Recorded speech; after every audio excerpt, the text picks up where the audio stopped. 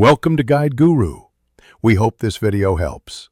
You start by placing the horizon line at your intended eye level and choosing 1, 2, or 3 vanishing points. Once done, mark those points clearly and draw light guidelines from each vanishing point across the page.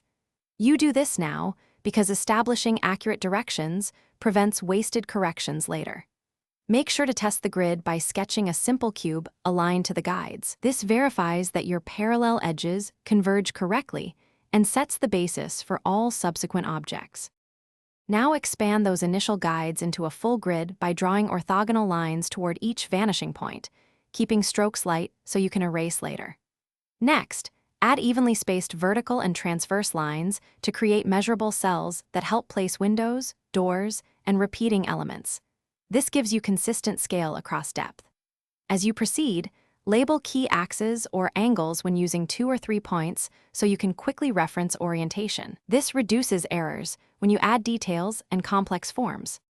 Finish by snapping object edges and features to your grid cells so scale and proportions remain consistent as things recede.